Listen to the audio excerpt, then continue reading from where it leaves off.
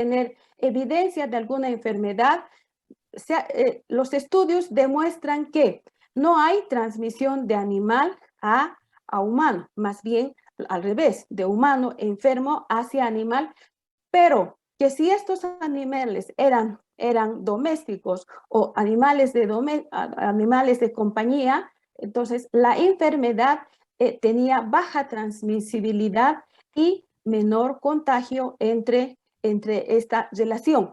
Pero sí, lo más fuerte que se ha podido evidenciar mediante estudios es la transmisión a través de humano a humano.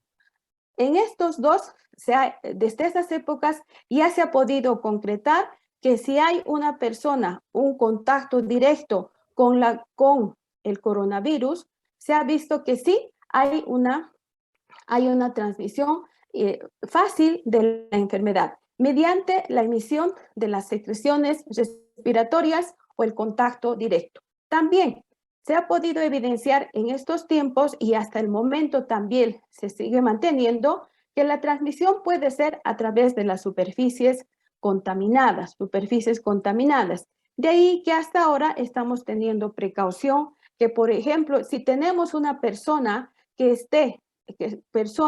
con la enfermedad positiva, si está cerca de algunas superficies, como por ejemplo el cobre, el cartón, el acero inoxidable y los plásticos, los agentes etiológicos pueden vivir desde 4, 24, 48 hasta 72 horas a una temperatura entre 26 hasta 23 grados, pero con una humedad relativa de un 40%. Entonces, lo que nos dice que debemos tomar medidas preventivas para realizar el aseo prolijo de estas superficies, sabiendo que en nuestro entorno tenemos una persona que está con la enfermedad.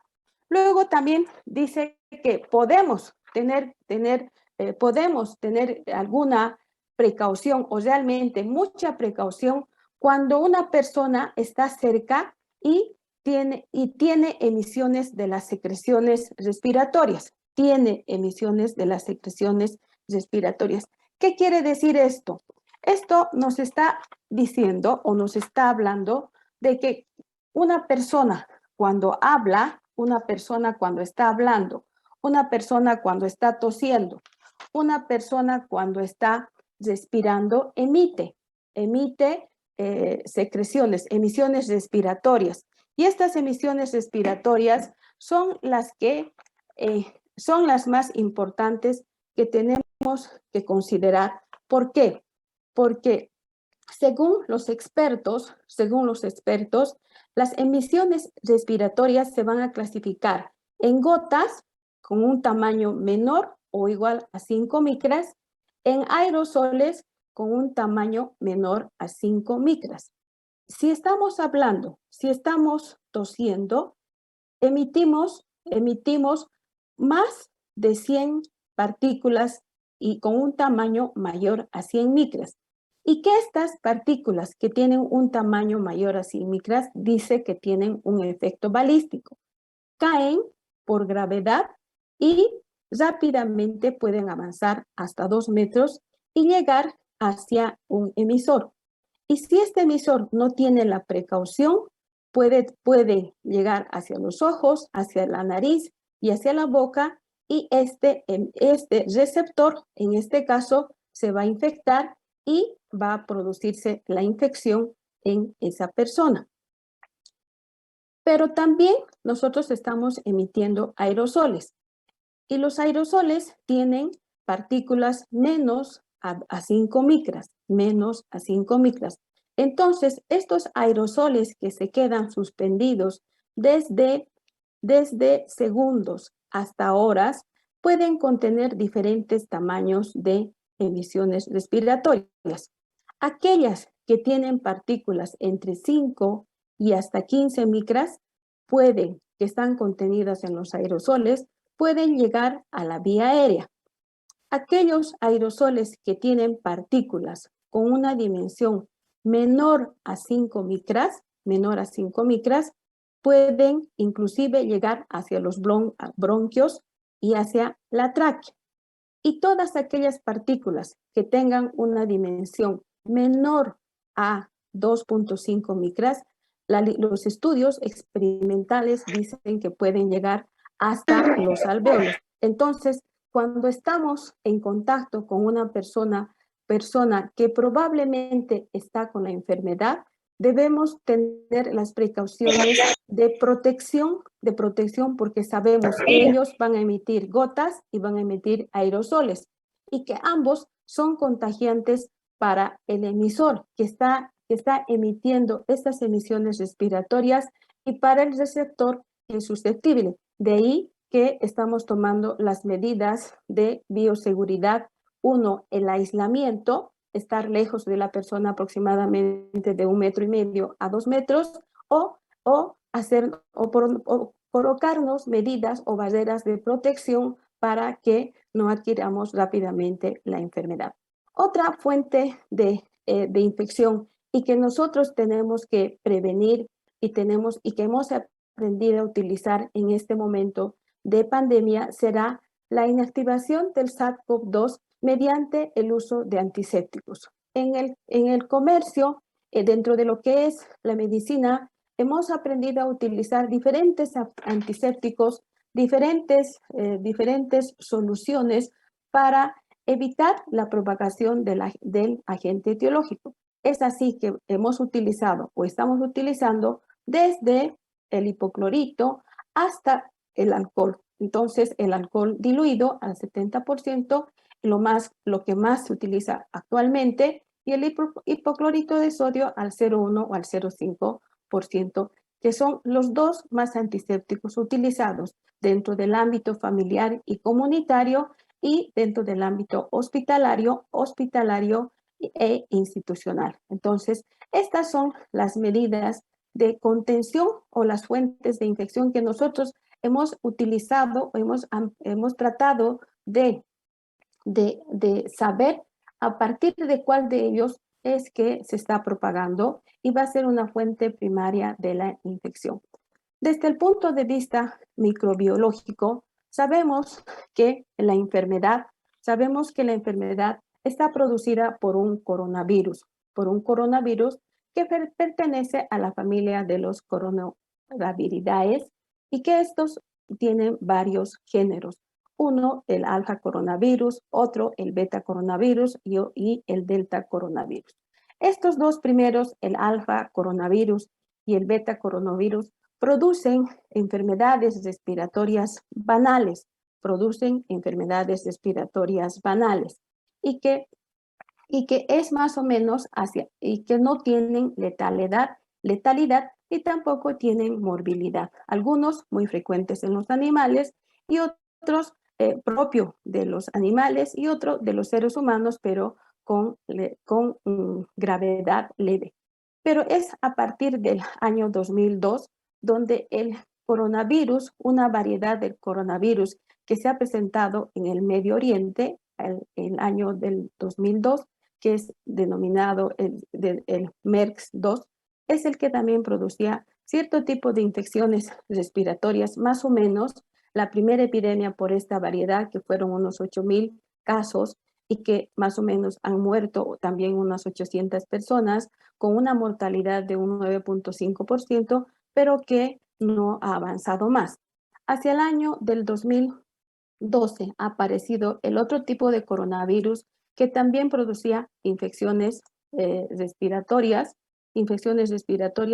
también de tipo zoonóticas y que tenían un huésped intermediario que eran los dromedarios. Y recién hacia el año del 2019 aparece el otro tipo de coronavirus, aparece el segundo coronavirus más importante y el que ha generado la epidemia hasta este momento. Este coronavirus tiene una característica muy importante y muy particular dentro de lo que es la microbiología. Tiene la forma de una corona por las espigas que presenta, tiene una parte central que es el ARN, es el material genético del virus, el material genético del virus, luego tiene una membrana que es la cápside, donde se encuentran las glicoproteínas S1, S2, que permiten al virus penetrar a la célula.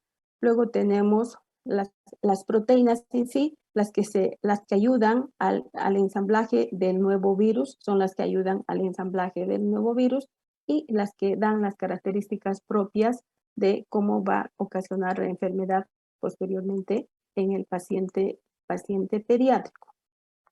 Cuando estamos hablando de esta enfermedad, nosotros tenemos que identificar qué paciente está y cuáles son las probabilidades de enfermedad que puede tener o su vinculación dentro del ámbito de la epidemiología. De ahí que hemos clasificado como pacientes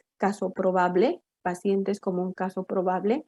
¿Qué van a hacer? ¿Quiénes son estos? Son aquellos que deben cumplir los criterios clínicos de la signosintomatología, como la tos, la fiebre, la dificultad respiratoria, el cansancio. O sea, deben cumplir criterios clínicos y tendrían que estar vinculados a un paciente COVID.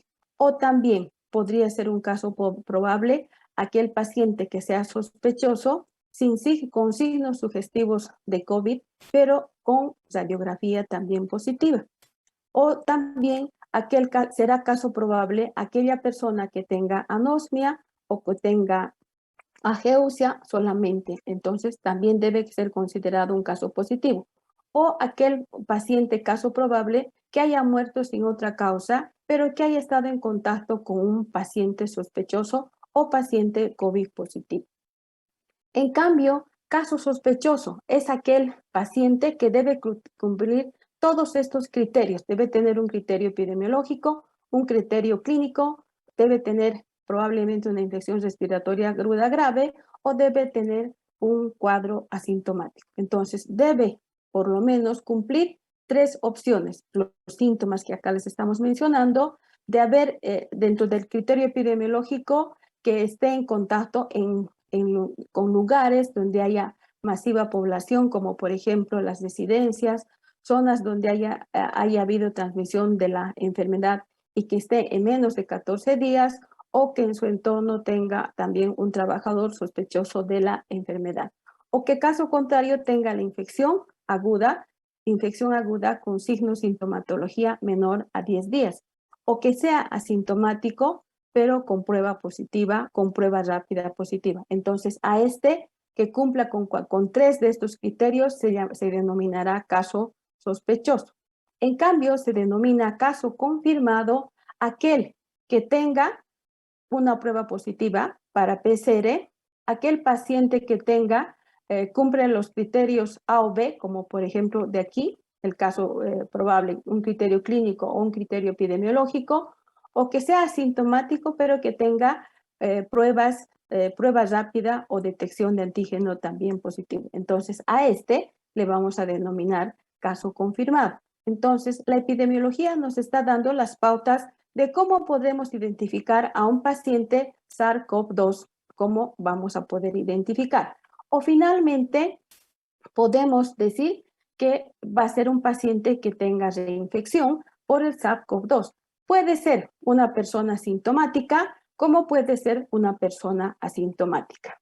La persona asintomática que tenga un caso de reinfección, ¿qué tendría que tener un resultado positivo para COVID-2 después de 90 días posterior a su primera infección? Entonces, se han visto casos de personas que se han reinfectado cuando ya han pasado un primer periodo después de los 90 días, o asintomáticas cuando tengan también una prueba positiva para SARS-CoV-2 después de un periodo de 45 días posteriores a su primera infección. Entonces, entendemos que todas las personas, especialmente adultas, han pasado por una reinfección, unas no solamente por una vez, sino algunas 2 veces o 3 veces, especialmente el personal de salud. Ahora, desde el ámbito de lo que es en realidad las estadísticas de la enfermedad, cómo ha transcurrido esta enfermedad primero en el mundo. En el mundo, a la fecha de octubre, del 14 de octubre, se han presentado casos confirmados de 2.399.328.894 casos, o sea, casi cercano a lo que es el total de población. O sea, miren, o sea, es bastante los casos de SARS-CoV-2. Total de defunciones, 4.876.802 a esta fecha, al 14 de febrero, Y vemos que la letalidad por esta enfermedad, en el mundo, la letalidad en el mundo, más o menos está fluctuando en un 2.2. Eso nos da pautas de que realmente la enfermedad ha cobrado muchas personas, han enfermado bastantes y por ende para eso estamos conociendo para tomar medidas oportunas y especialmente medidas preventivas. En cuanto a lo que es el SARS-CoV-2 a nivel de Sudamérica, a nivel de América Latina. La situación epidemiológica en América Latina es casi igual de interés para todos, ya que en números absolutos, Brasil ocupa el tercer lugar a nivel mundial. ¿Por qué estamos queriendo aprender o saber esto? Porque si tenemos un foco masivo de infección, a partir de aquí puede irradiarse o puede transmitirse hacia otros países y aumentar esta transmisibilidad que Brasil está ocupando el tercer lugar a nivel mundial. Argentina ocupa el 11 lugar y Colombia ocupa el 12 lugar. ¿Por qué? Porque nosotros, como Bolivia, como país, estamos al centro. También tener un poco más de interés lo que está pasando en Brasil, porque es en ese lugar donde se han observado mutaciones del coronavirus original a diferentes cepas que darán origen a las diferentes olas, pero que tienen características diferentes, como por ejemplo su transmisibilidad de estas mutaciones que están viniendo de esta región, como es Brasil, será mayor, pero la letalidad va a ser menor. En cuanto a lo que es América Latina, Bolivia, por millón de habitantes, ocupa el 9º lugar. Bolivia ocupa el 9º lugar en cuanto a incidencias. Y el 6º lugar por muertes por cada millón, el 6º lugar por cada millón. Lo que nos quiere decir que el SARS-CoV-2 en Bolivia está matando más que en otros países. Por tanto, la letalidad para nuestro país es más alto con respecto al Ecuador, por ejemplo, será porque las medidas que tendríamos que haber tomado han sido medidas preventivas, medidas de sostén, de control, han sido insuficientes en cuanto a lo que es esta enfermedad. Y a nivel de América Doctora, nos tenemos Latina, que apurar un poquito. está bien, doctor. A nivel de América Latina, estamos confirmando que la enfermedad, los primeros países en ocupar sigue siendo Brasil, Argentina, Colombia, México, Perú, y después, recién hacia el 9º lugar, viene Bolivia, al igual que la tasa de fallecidos. O sea, más o menos está guardando una relación en cuanto a los casos confirmados y a los decesos por la enfermedad. Desde el punto de vista de lo que es la adolescencia, el ámbito pediátrico, se ve que en América Latina el grupo etario más afectado por la enfermedad ha sido entre los 15 y los 18 años, en primer lugar, en segundo lugar de los 10 a los 14 años y en tercer lugar de los 5 a los 10 a los 9 años. En cambio, la tasa de letalidad, la tasa de la letalidad para el 2020 ha sido más entre los 0 a los 4 años, luego de los 15 a los 19 años y finalmente el de los 10 a los 14 años para el 2020. Para el 2021, la tasa de letalidad se invirtió, fue de nuevo de los 15 a los 19 años, luego de 0 a 4 años y finalmente de 10 a 14 años. En Bolivia, al ver que la pandemia ha generado situación de salud en riesgo para todos, el 10 de marzo se declara situación de emergencia nacional y el 21 de marzo se declara la cuarentena total y el 17 de febrero se promulga la ley de emergencia sanitaria 1359. ¿Para qué esta ley? Para que se tomen medidas primero en la comunidad. Reorganicemos nuestro país, donde en la comunidad vamos a tomar medidas preventivas, promocionales, mejorar las condiciones de salud de la población, una vigilancia comunitaria estricta, donde se van a realizar estrategias efectivas para vigilar los factores de riesgo en la comunidad, control oportuna de las enfermedades y notificación. Fortalecimiento de los servicios de salud, reorganizar los servicios de salud, expandir los servicios de salud y para especialmente pacientes COVID. Fortalecimiento de las unidades epidemiológicas, creando comités comunitarios de vigilancia epidemiológica, creando comités de vigilancia institucional y hospitalaria. Seguridad del personal. La seguridad del personal, según la OMS, es el hito más importante que todo país tendría que haber cumplido. ¿Por qué? Porque el personal de salud, al ser el órgano de choque, al ser el personal de riesgo de esta pandemia, tendría que estar sumamente guarecido, tendría que estar fortalecido y tener los insumos y los equipos necesarios para protegernos de la enfermedad. Finalmente, la seguridad del paciente. La seguridad del paciente no solamente desde el ámbito personal, sino también desde la esfera psicológica para que el paciente logre mejorar, tener un estado psicológico adecuado durante todo el tiempo de la pandemia. Entonces, vemos que las tasas de incidencia de la enfermedad, fortaleciendo estos 6 sectores a nivel Bolivia, han ido probablemente un poco controlados, probablemente, donde las tasas de incidencia, como dijimos, Bolivia ha ocupado las más altas por el debilitamiento de estos puntos que deberían haberse cumplido, pero que lamentablemente no ha sido posible en nuestro país. No ha sido posible por la situación de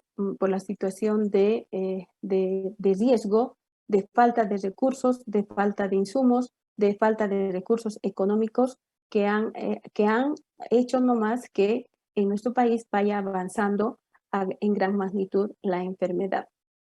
Para la semana anterior, entonces se ha visto que los casos están aumentando y como están aumentando especialmente en nuestro sector, que es Chuquisaca, ¿qué estamos viendo? Estamos viendo que por el desconfinamiento, por la agrupación, por la falta de recursos e insumos de protección, por la falta de medios para el diagnóstico oportuno de la enfermedad, vemos que la tasa de incidencia ha aumentado aproximadamente ha aumentado en números acumulativos más o menos en unos 526 casos a la fecha. Entonces, eso nos da a pensar que se está iniciando probablemente la cuarta ola por la falta de medidas preventivas de la población. Gracias, doctor Pancho. Muchas gracias, doctora Doris, por hablarnos sobre la epidemiología de este virus.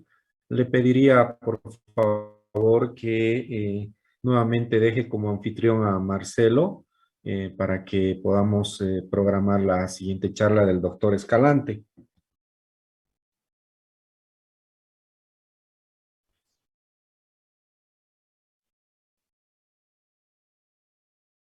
Deje de compartir la pantalla, doctora. ¿Ya está, doctor? No, sigue compartiéndola.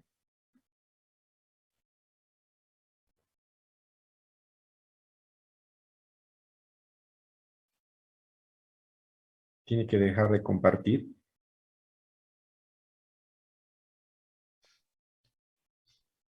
Doctora, por favor, si podría dejar de compartir, le voy a agradecer.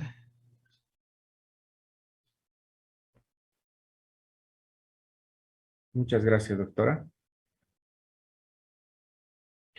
Bueno, muchas gracias a la doctora Doris Rodríguez, docente de nuestra facultad, por su tema de epidemiología del COVID. Como hemos podido ver, pues esta viremia, esta pandemia empezaba hace prácticamente un año y medio. Es por eso que los datos que se tienen son muy nuevos en cuanto a lo que es tratamientos, en cuanto a lo que es diagnósticos, en lo que respecta a prevención. Y por supuesto, como mencionaba la doctora, dentro de lo que es la prevención es donde probablemente estamos fallando, debido a que las olas vienen después de una etapa de relajamiento, de relajación de la población.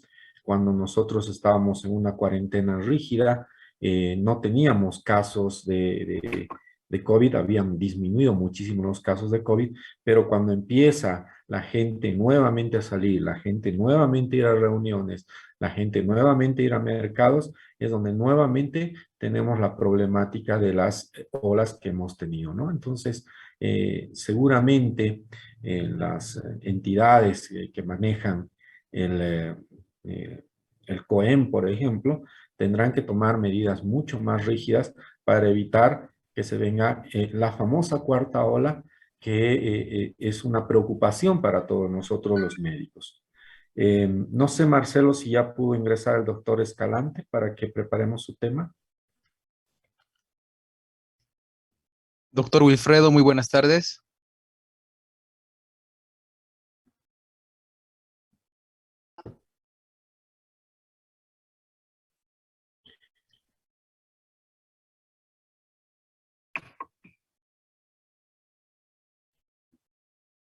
Doctor Escalante.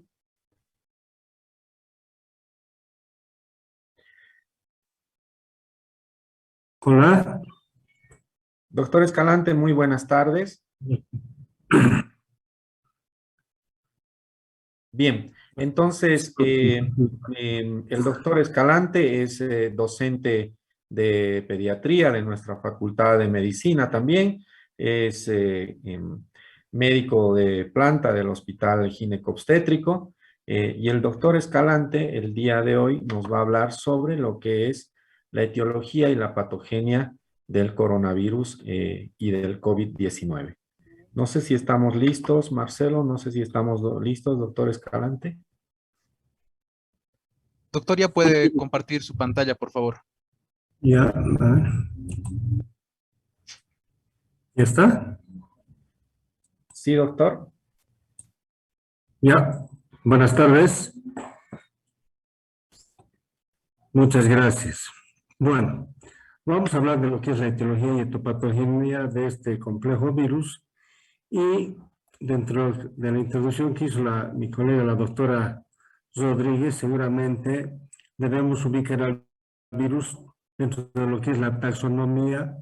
Esta pertenece a un orden de los Nidobiridae, y dentro de esto una familia que es el orden de los Coronaviridae. Dentro de los Coronaviridae hay 4 géneros: los alfa coronavirus, beta coronavirus y los delta coronavirus. Ya, de estos coronavirus hay unas 39 especies más o menos, ¿ya? Muchos son causantes de enfermedades más en mamíferos, y 7 son los de importancia médica, el resto son de importancia veterinaria en realidad, ¿ya? Vamos a hablar de lo que son los alfa y beta coronavirus especialmente. Creo que ya la doctora habrá hecho una introducción, y dentro de estos 4 géneros que ya se conocen,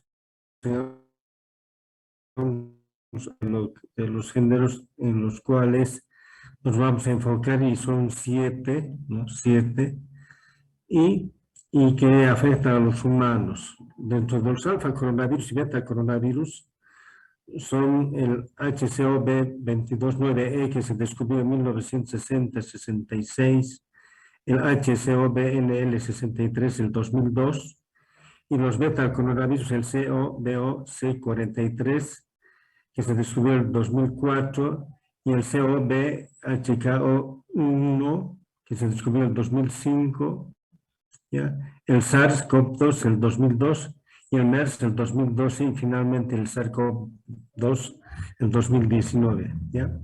Dentro de los beta y alfa coronavirus y beta coronavirus, 4 producen enfermedades comunes, resfríos comunes, enfermedades diarreicas, y algunos pacientes con comorbilidades pueden dar neumonías, pero los que afectan más y de los que hay que tener cuidado, porque dentro de esta pandemia se ha visto que causan gran mortalidad, ¿no?, de miles de pacientes, ¿no?, son los que actualmente estamos tratando, ¿no? Si bien había virus más letales, como el que apareció en 2002, que tenía una mortalidad de 9.5 más o menos por ciento, junto al MERS, que tenía una mortalidad bastante alta, pero era menos transmisible. Este virus del coronavirus actual tiene una mortalidad del 3-4%, dependiendo dónde, y sí es más transmisible y más contagioso, evidentemente.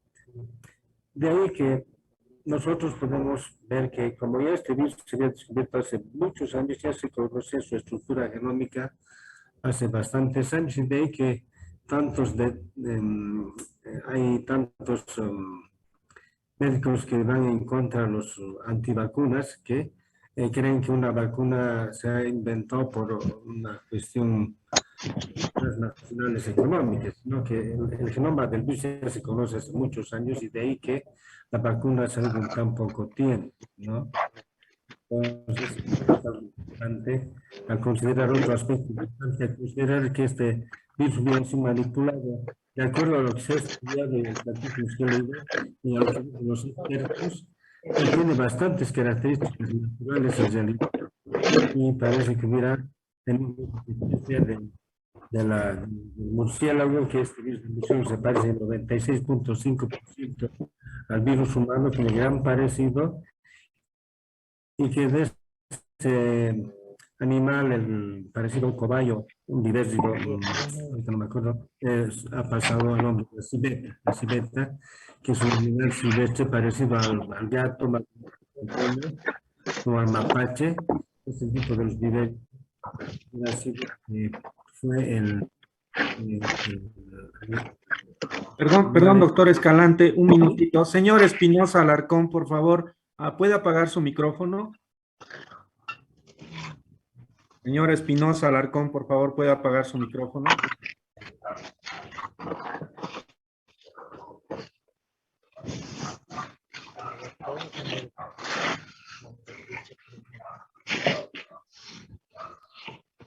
Por favor, jóvenes, alguno que sea su compañero puede llamarle y decirle que apague el micrófono. Disculpe, doctor. Ya. Les decía que dentro de lo que es la cadena de probable transmisión de este virus de los murciélagos, que tiene un parecido del 96.5% al virus del humano, se parece mucho, parece que ha sido a través de esta fuente o de un hospedero que fue la civeta, que es algo parecido al mapache, o una especie de un gato más pequeño, o a nivel silvestre de un grupo de los vivésidos, el que hubiera sido el transmisor hacia el humano.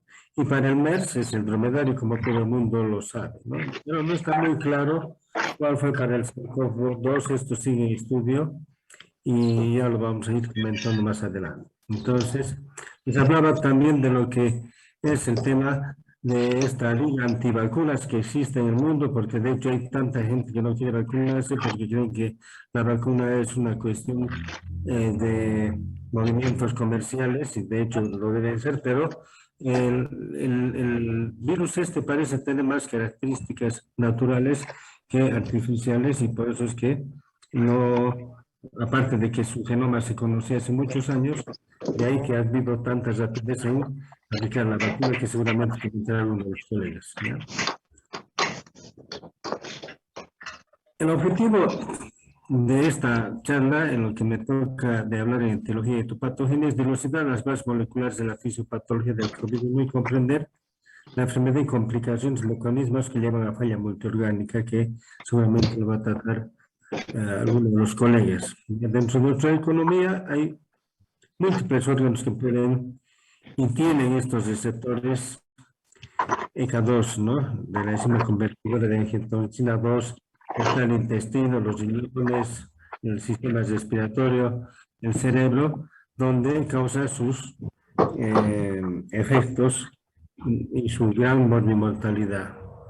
Porque hay receptores de estos órganos de nuestra economía y realmente causa bastantes problemas dentro de la clínica que seguramente se van a tratar. Ya les mencioné los 4 coronavirus que existen, estos 4 géneros dentro de la familia de los coronaviridae.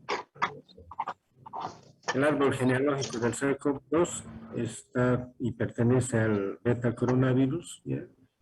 Es decir, este aspecto porque los virus tienen al microscopio electrónico una especie de similitud a la corona solar, con proyecciones de esas espículas que tienen de su proteína S, ¿ya? Estas proteínas de superficie. Estructuralmente los coronavirus son virus esféricos que miden entre 80 y 160 nanómetros y tienen una envoltura bicapa lipídica que contiene el genoma de ARN monocatenario de cadena simple de polaridad positiva que tiene entre 27 y 30 kilobases de longitud. Este genoma del virus del SARS-CoV-2 se codifica en 5 proteínas estructurales, las cuales están codificadas dentro del extremo del genoma viral. Estas proteínas son las más importantes. Esta proteína S, espiga, es una glicoproteína, la primérica es una proteína de fusión de calcio. Doctor Escalante, un favor, por favor. Al señor, usted está como anfitrión de la charla. ¿Podría apagar el micrófono del señor Espinosa?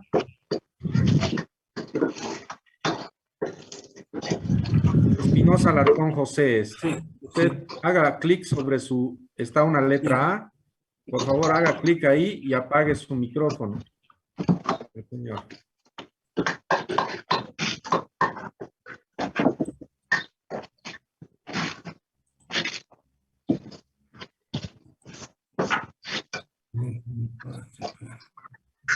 Les rogaríamos, por favor, señores estudiantes, que apaguen su micrófono para no interferir con la charla de los exponentes.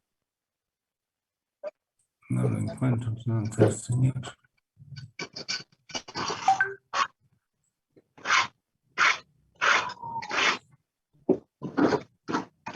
Señor Espinosa Alarcón, por favor, apague su micrófono.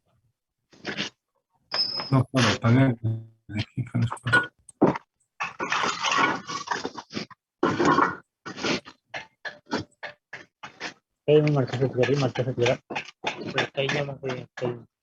Señor Espinosa, por favor, apague su micrófono.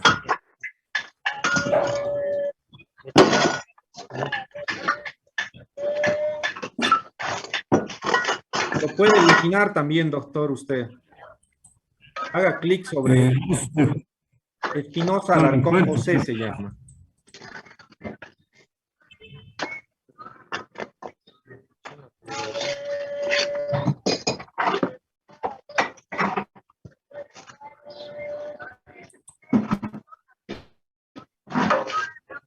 Un minuto, por favor. Siga, por favor.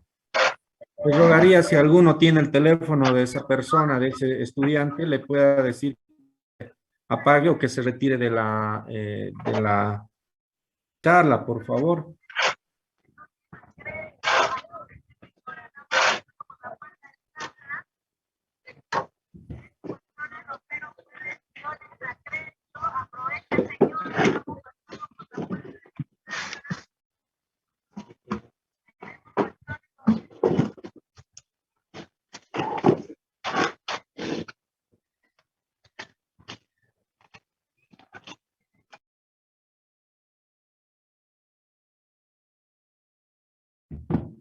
Por favor, señor Espinosa, Ya no está. vuelva a Ya lo han poner. desactivado.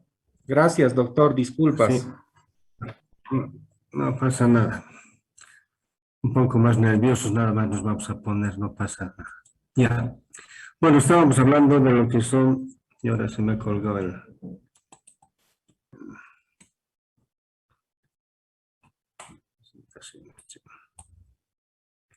Ya.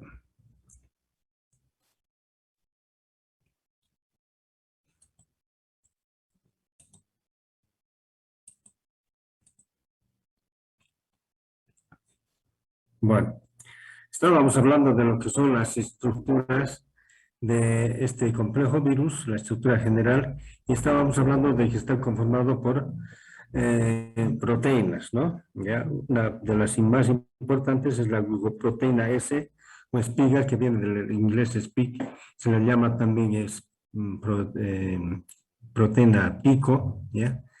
Es simétrica, es una proteína de fusión de clase 1 muy importante y media la unión al receptor del huésped, o sea, los GK2. Es la glucoproteína S es incidida por una proteína similar a la furina de la célula huésped y esta glucoproteína S se desdobla en dos polipéptidos S1 y S2 como vamos a ir viendo actualmente.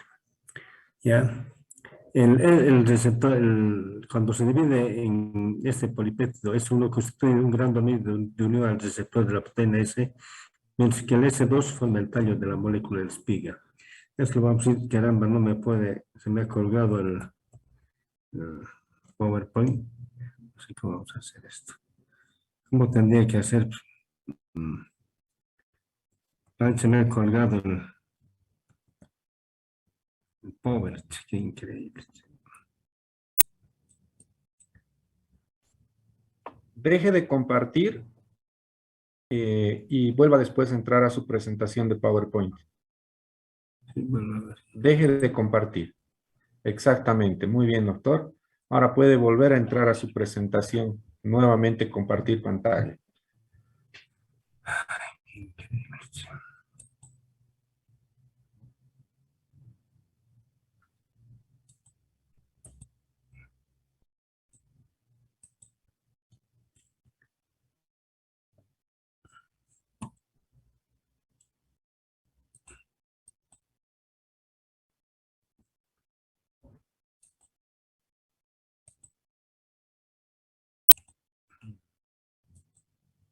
Ya.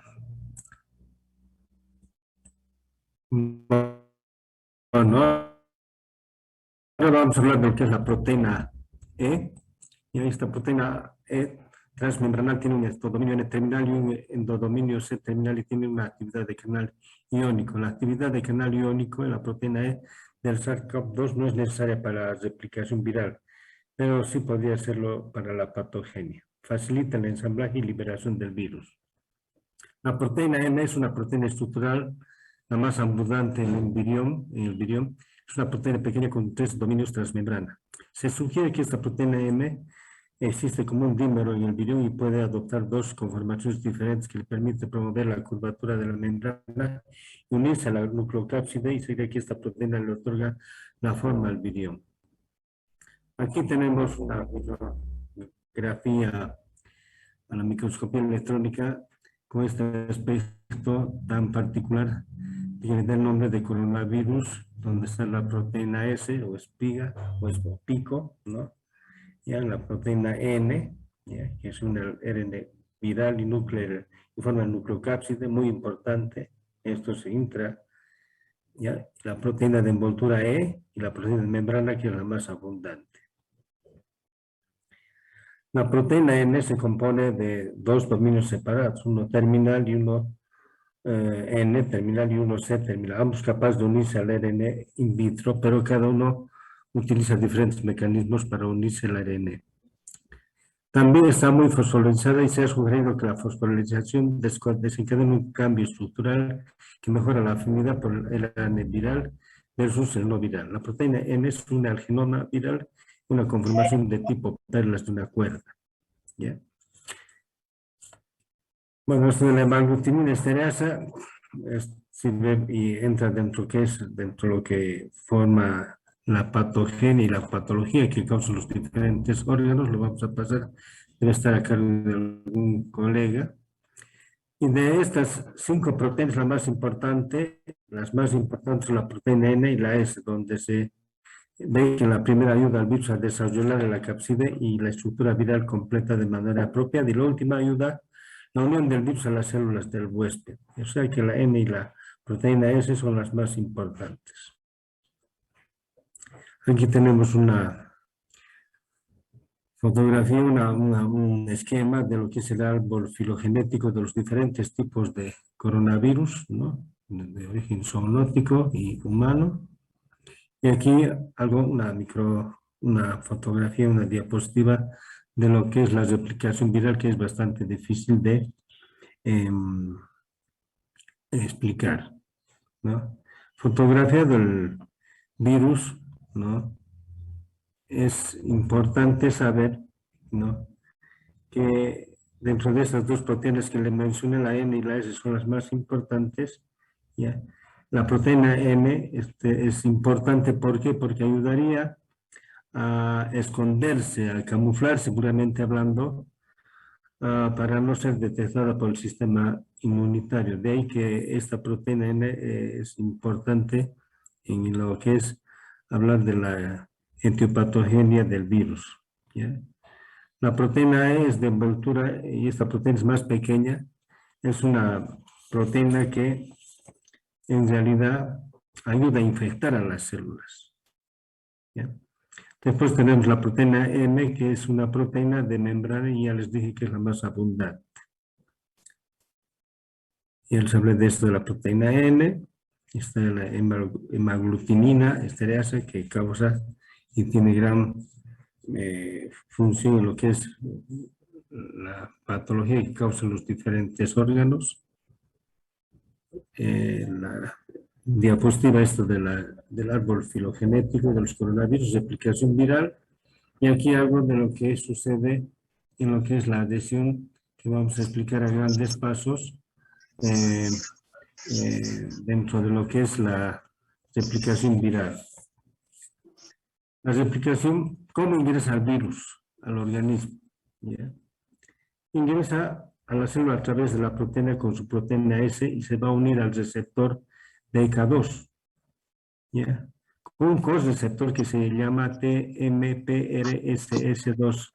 Divide la proteína en S1 y S2 para que el virus se una en dos fusiones diferentes con la membrana celular. Cuando ingresa a la membrana celular, se envuelve y se produce lo que se llama endosoma.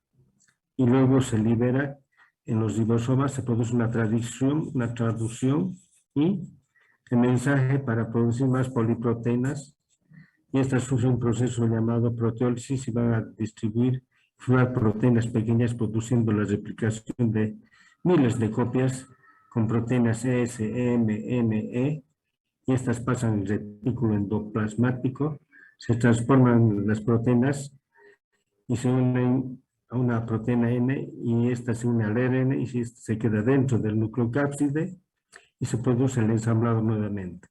En el aparato de Golgi liberan millones de copias y, como ya verán, el virus usa a las células, a los organelos de las células, porque los virus solos no pueden vivir, ¿ya? No tienen organelos, no tienen aparato de Golgi, no tienen retículo endoplásmico, porque son parásitos intracelulares obligatorios y utilizan a las células para replicarse y vivir, ¿no? Ahí tenemos otra diapositiva donde más o menos a grandes rasgos se puede entender esto de lo que es la liberación de las eh, unidades S1 y S2 y cómo se produce el endosoma y cómo se produce la replicación a través del aparato de Golgi, y miles de copias son replicadas para seguir infectando otras células del organismo. Aquí hay una clasificación de lo que ya mencioné de los virus de importancia humana y zoonótica, ¿no? Que causan, son 7 los que causan enfermedades en el humano, el resto son de origen veterinario. Nada más, muchas gracias. Muchas gracias, doctor Escalante, por su charla. Es muy importante el conocer estructuralmente al coronavirus, como alguna vez y como al inicio de la charla les decía, nosotros quizás no somos virólogos, pero seguramente para hacer los tratamientos vamos a necesitar conocer por lo menos algunas características que tiene este coronavirus. Por ejemplo, el hecho de que tiene la proteína espiga, y muchos de los tratamientos actuales van a estar dirigidos a ir a inhibir esa proteína espiga. Entonces, de ahí la importancia de lo que mencionaba el doctor, esta estructura y las proteínas N y S que son tan importantes. Muchas gracias, doctor Escalante, mil disculpas por los cortes que hemos tenido. Muchas gracias por su participación y por su aporte. Ahora le vamos a pedir a la doctora Aleida González, docente de pediatría, médica de planta del Hospital Universitario en el área de pediatría, que prepare su tema, que es factores de riesgo, clínica y algunas complicaciones como el síndrome multisistémico inflamatorio en pacientes pediátricos. Doctora Aleida, lo único que tiene que hacer es compartir pantalla y ya está habilitada. Muchas gracias.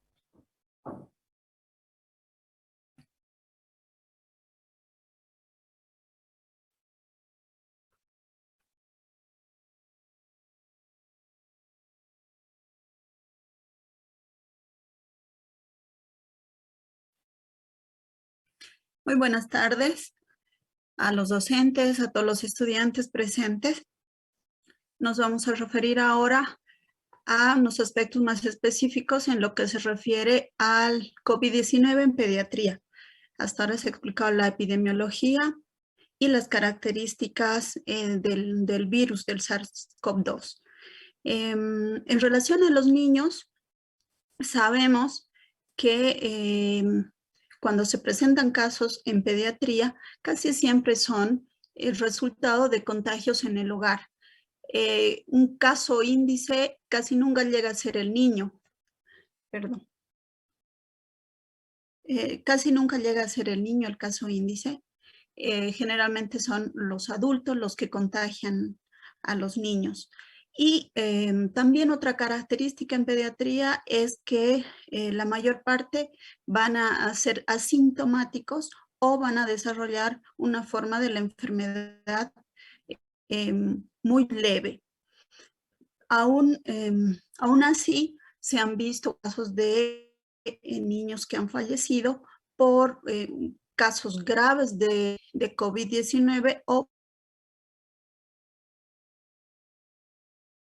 el síndrome inflamatorio multisistémico.